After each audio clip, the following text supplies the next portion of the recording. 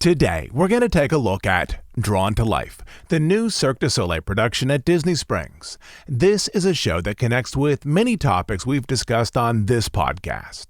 It's a performance that explores the history of hand-drawn animation, only it does this largely through the visual language of human movement. The entire production is a meditation on how animation was produced in the days of Walt. Far more than shows over in the Disney parks, this Cirque du Soleil production is deeply interested in the nuance of animation rather than celebrating the music and characters from Disney films as often happens in various nighttime spectaculars.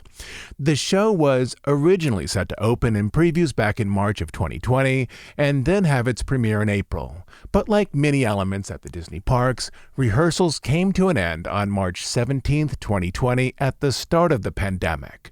Cirque then announced that the opening of Drawn to Life would be postponed by at least a few weeks.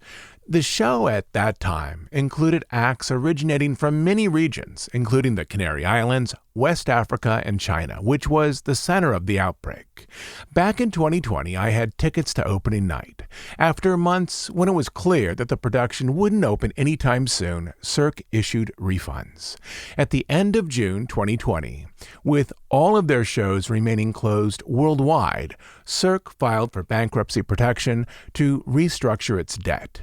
Even as Cirque was looking for new creditors, they announced plans to relaunch Drawn to Life on November 5th, 2020, but this date too would be given up as infection levels precluded the possibility of an indoor show lasting an hour and a half. By the end of 2020, Cirque emerged from bankruptcy with funding led by Catalyst Capital Group and debt refinancing through a government body in Quebec. As part of the deal, Cirque added Jim Murren, former CEO of MGM Resorts, to its board to guide it back to profitability. But as the pandemic continued, Drawn to Life found a new set of problems.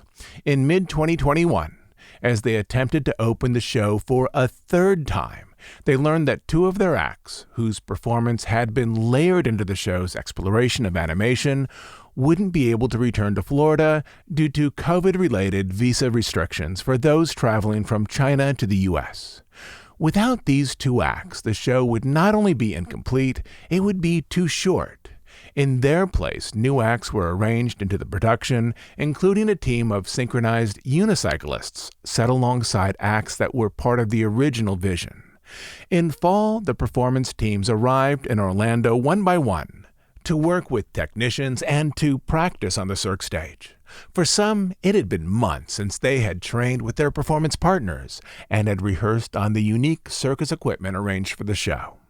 The show finally opened on Thursday, November 18th to an auditorium largely filled with Disney and Cirque executives, also artists from Disney Imagineering, Disney Animation, and Cirque du Soleil, along with their families and the press.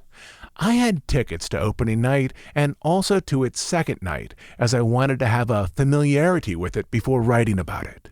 I also wanted to see it during a regular production, not just during the premiere with its celebrity guest and complimentary champagne. I've put today's episode together in a way to both explore the show for those who haven't seen it and to highlight a few key concepts that, if you know them beforehand, will increase your enjoyment while watching the production. The show is, essentially, one art form attempting to pay homage to another art form, which in itself is a fascinating study. On the first night, the show was introduced by John Stamos, a notorious Disney fan. But before the production began, Danielle Lamar, CEO of Cirque, took the stage to thank the production crew, the press, and guests for coming. In the past 2 months, as he's announced new dates for various Cirque shows, he's used the same phrase, "The intermission is over," by which he meant the 18-month break during which the Cirque theaters and tents remained dark due to the pandemic was coming to an end. He didn't mean that the pandemic is over. Masks are still required at the venue, a point that is made clear with announcement signs and a small team monitoring the audience. But that dark intermission from Cirque performances was finally over, and the lights would again illuminate this Cirque stage for an audience.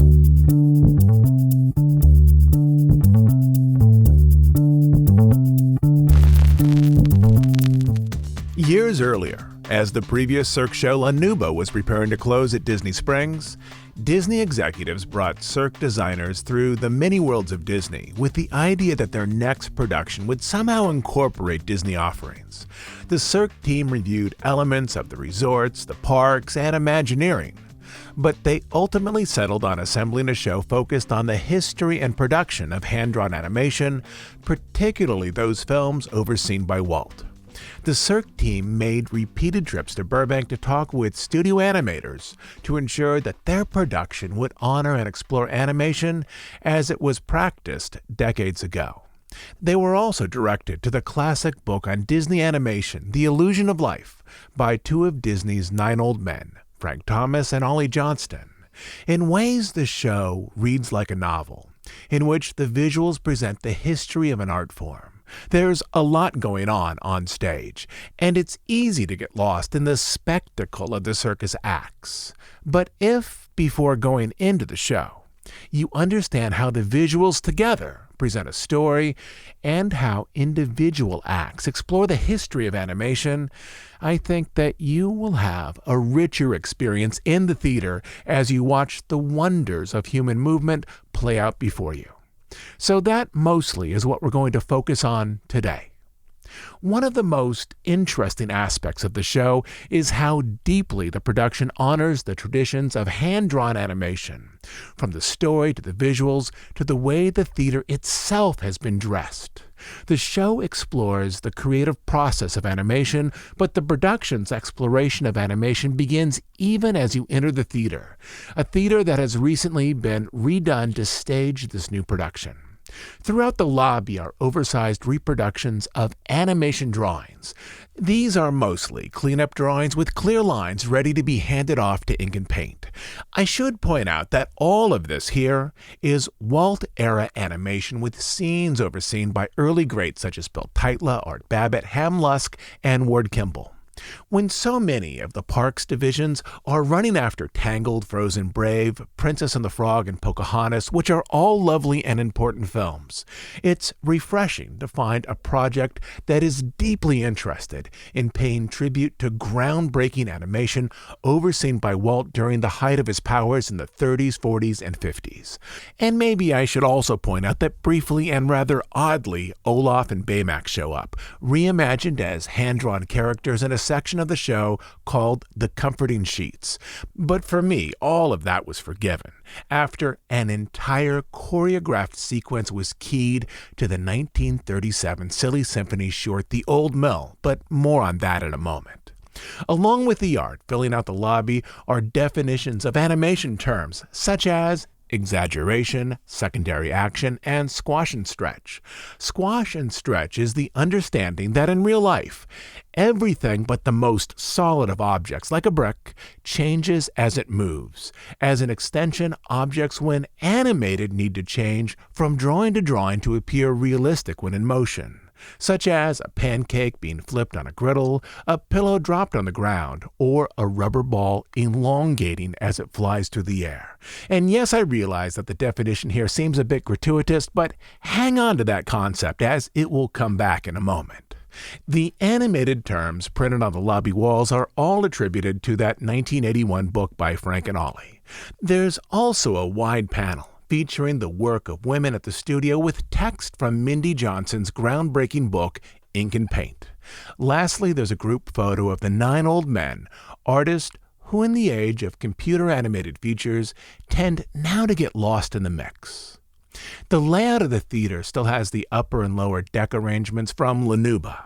I have some ideas as to the best seats to see this show, which are not the front rows, but again, we'll loop back to this in a little bit. Once you're inside the theater, you'll find that the pre-show has a slow burn setup. The first time that I saw the show, it felt whimsical and entertaining, but mostly like a pleasurable diversion. Entertainers came out and joked with the audience while children were invited on stage to draw on animation paper.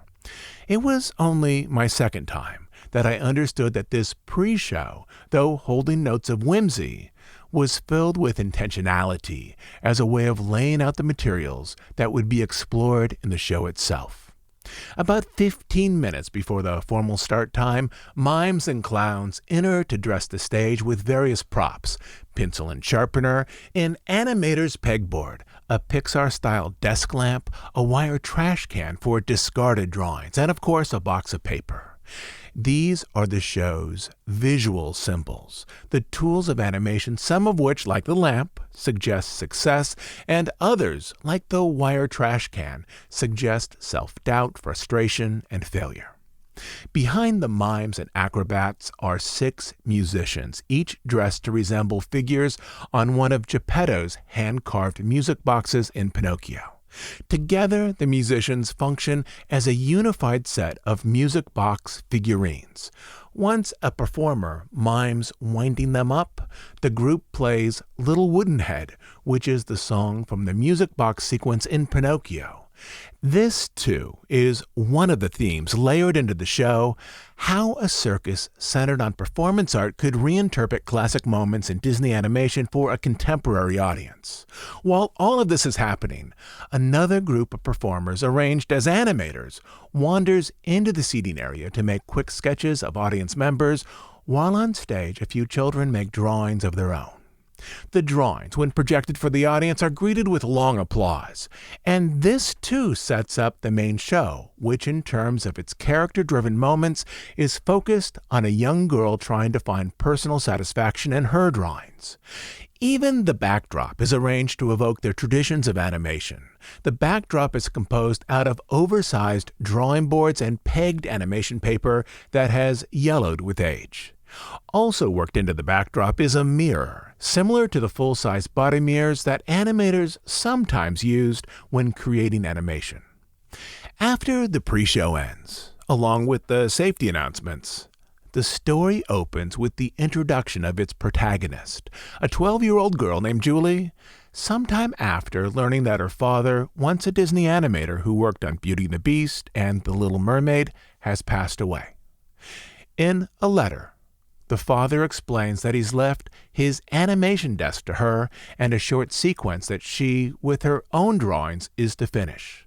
Though Julie is 12, the scene she is to finish takes place when she was 6, at a point in her life when she was particularly close to her father. For the show, the Cirque team explored multiple ways to connect the performance to the history of Disney animation, and this includes its plot. The story framework comes from 2 centers of the Disney canon. The first is a general theme: how children and adolescents struggle with the loss of a parent, such as in Snow White, Bambi, Cinderella, and so on. And the second is specific to one film, Alice in Wonderland. As Julie sits at her father's animation desk, as she is frustrated at her own drawings, she literally falls into the desk, spiraling down through the lighted disc into, presumably, the interior world of animation, where a fantasy plays out as she struggles to understand the concepts of animation from inspiration to finished drawings. This, of course, is an adaptation of the opening sequence in Alice in Wonderland. Instead of through the looking glass, as with Alice, this segment inside of Cirque was called Through the Table. And once Julie emerges, it's clear that the entire stage, with its backdrop and props, has become a giant version of the animator's desk. Once inside of the desk, Julie meets 4 animators who are in the process of penciling out a scene. To do this, the animators pose before the mirror, trying to locate the gesture or movement in their own bodies, and then rough out a drawing on paper, just like Disney animators used to do in the decades before the video camera replaced the mirror. The show then transitions to a team of 6 rhythmic gymnasts who demonstrate how the movement of the human body can be captured in a series of still drawings. On a screen behind the gymnasts are projected silhouettes of animated characters in motion, motions that the 6 gymnasts then mimic on the mat with flips, jumps, and mat bounces before lining up with body poses that correspond to a sequential drawing in an animated scene, with the first acrobat, for example, resting with an invisible baseball bat on his shoulder, and the 6th, arms extended, posing as though he is a batter at the end of his swing. To emphasize elements of animation, these gymnasts are wearing costumes covered with lines to resemble the reference lines used by animators when creating a rough drawing. Beyond suits composed of lines, Cirque shied away from using costumes to represent well-known Disney characters. There are allusions to animated characters, such as the men performing on the double wheel have costumes that evoke the owl in the silly symphony short The Old Mill, and the troupe of synchronized unicyclists have costumes that evoke the Blue Fairy from Pinocchio, but most of the costumes represent the tools of animation, from a pencil to sheets of paper to paintbrushes. Throughout the show, Julie's emotions are represented by groups of women who act out her interior space. These groups are all easy to spot. They're wearing red tops and blue shorts or skirts, identical to the color pattern of Julie's costume. They also have a more naturalistic makeup, like Julie, not the expressive otherworldly lines that define most of the Cirque performers. The first of the interior representations happens early in the show, a gathering of women dressed in red and blue who appear on trapeze swings high above the audience and ride through the motions of frustration and doubt as Julie is unable to produce drawings she needs to finish the scene left behind by her father. From here, Julie continues her exploration into the world of animation, which is a discussion explored almost entirely through visuals. One act involves a giant pencil. Writer-director Mikel Laprise, when developing the show, had a vision that an artist might perform on an aerial pole painted like an oversized pencil, suspended over the stage. Only as this pencil moved, it would create a set of drawings on the stage itself through projections. This was accomplished by the performer wearing a GPS tracking device that allows a computer to project lines directly beneath him. As the gymnast continued with the pencil, he found himself swept up into the drawing, so that as he was lifted into the air, his act unfolded as a muscular ballet similar to that of a silk dancer. Around him is a set of screens that shows pencil tests from early Disney films. Some acrobatic acts demonstrate how gesture forms one artistic center of animation. Others demonstrate how movement and staging contribute to the artistic process. At times, the acrobats, jugglers, trapeze artists, and dancers all interact with images representing animated films. But the best acts function as standalone explorations into the history of the art form. A juggler takes the stage to send a line of white balls looping through the space above him, while off to the side, one animator demonstrates to Julie how to animate a ball, using an actual ball slowly falling through the air. As the ball descends, its form elongates into an oval before finally compacting into a thin knot as it nears the ground. This demonstration is never explained. In fact, spoken language is mostly absent from this production. But the presentation of that single ball is a dialogue with one principle of animation posted in the lobby. This is squash and stretch, the concept that most objects change as they move, a concept that is demonstrated with an engaging effect next to the juggler. One standout act is a tribute to the women of animation and highlights concept art created by Mary Blair. The sequence begins with a filmed demonstration of female artists from ink and paint mixing pigments to finish cells with color. The film transitions into a presentation of work by Mary Blair with offerings from Cinderella, Alice, and Peter Pan, which then open to a giant wheel suspended 25 feet above the stage, where two artists dressed like paintbrushes perform flips and turns like those often found in a trapeze act, while their movements again through projections create images like the pumpkin carriage in Cinderella on a screen behind them. But the most impressive act, the one that best interprets the power of animation, is one called The Old Mill, which is fashioned after a 1937 Disney short of the same name. Like the Cirque performance, the original 1937 animated film is a tone poem without dialogue, in which images carry dramatic power through their visual presentation. The presentation of The Old Mill on stage begins with clips of the film, a dilapidated mill with 4 blades turning during a storm. But then the lighting changes to feature a set of double wheel structures. Think of a giant windmill blade made of metal. Only at the end of each of the 4 blades is an 8-foot bronze wheel, inside of which a gymnast runs as though on a treadmill, so that together the 4 men propel the 4-pronged structure into quick motion. Each of the 4 men are dressed as surreal owls, loosely inspired by the one in the Disney film. As the mill structure gains speed, the men perform flips and turns inside of their wheels before finally climbing out of the safety of the circular structures to run on the outside of them, dozens of feet above the ground. As the story progresses, Julie battles with the show's villain, a woman dressed as a collection of crumpled drawings whose name is Miss Hesitation. She entices Julie toward self-doubt and abandoning the project left to her by her father, as animation requires the mastery of many skills expressed simultaneously in a series of drawings. But inside this fantasy world, in a sequence called The Comforting Sheets, Julie finds encouragement from animated characters similar to those her father used to draw.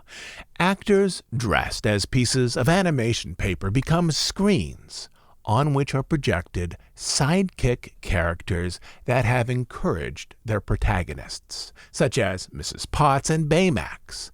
The center character, the one which Julie most interacts, was originally Jiminy Cricket, but as the show was developed, Jiminy was swapped out for the more affable Baloo.